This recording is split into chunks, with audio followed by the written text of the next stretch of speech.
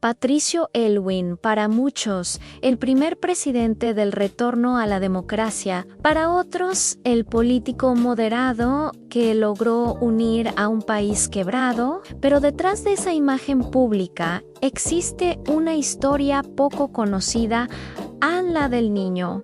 El profesor, el senador, el estratega silencioso y el hombre que enfrentó a un país dividido con una frase que quedaría marcada para siempre.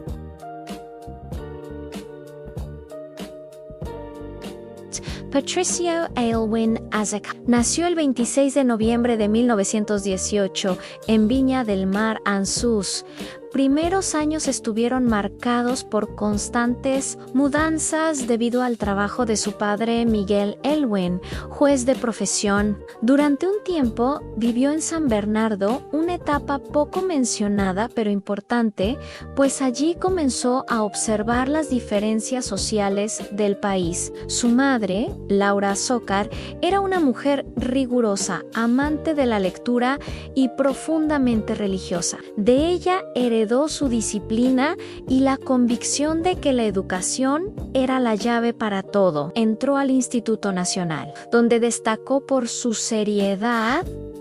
No era un líder carismático, era analítico, reservado, y cuando hablaba lo hacía con precisión. Luego estudió Derecho en la Universidad de Chile, siendo uno de los mejores alumnos de su generación. Un dato poco conocido, Aylwin escribía resúmenes completos de clases para compañeros que no tenían dinero para fotocopias. Ese gesto, repetido una y otra vez, moldeó la imagen que sus contemporáneos tendrían de él. Un hombre ético, metódico y solidario. En esa misma época fue elegido presidente del Centro de Estudiantes de Derecho, algo que aceptó casi a regañadientes, presionado por sus pares.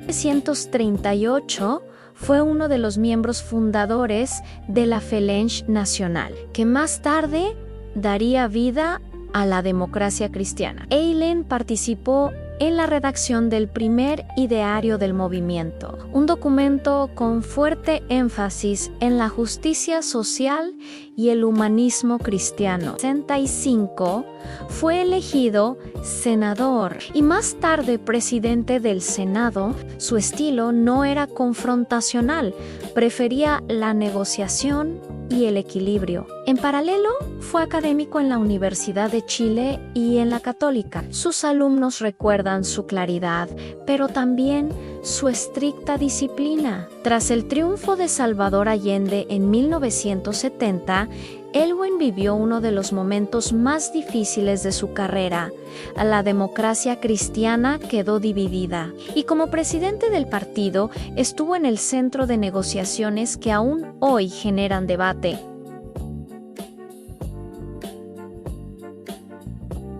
Tras el golpe militar de 1973, rechazó el quiebre democrático, pero también criticó errores de la unidad popular. Con el paso de los años, se convirtió en una figura clave en la oposición democrática, participando en reuniones, negociaciones y acuerdos que no solían aparecer en la prensa. Su papel fue fundamental en la articulación de la concertación de partidos por el no. En 1988, no era el rostro televisivo, era el arquitecto político. En presidencia, un país herido exige un líder sereno. El 11 de marzo de 1990, Patricio Aylwin asumió la presidencia con una claridad profunda.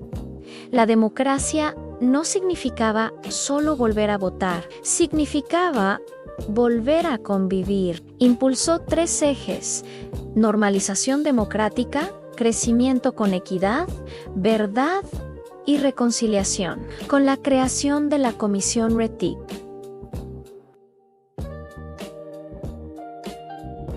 El 12 de marzo de 1990, un día después de asumir, Aylwin se presentó ante 80.0 personas en el Estadio Nacional. Era un acto cargado de simbolismo, el mismo recinto que años atrás, había sido centro de detenciones durante la dictadura.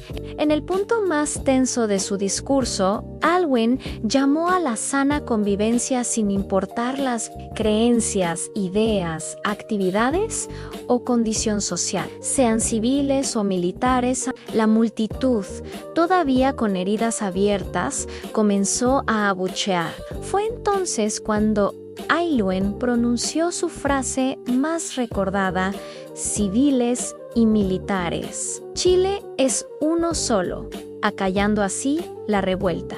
Otro momento de tensión durante su gobierno fue en la parada militar de ese mismo año, cuando el general Carlos Parera Silva desairó al presidente al no solicitar el permiso protocolar para iniciar el desfile. Esto debido a que en ese entonces las Fuerzas Armadas aún estaban bajo la influencia de Augusto Pinochet como comandante en jefe del ejército.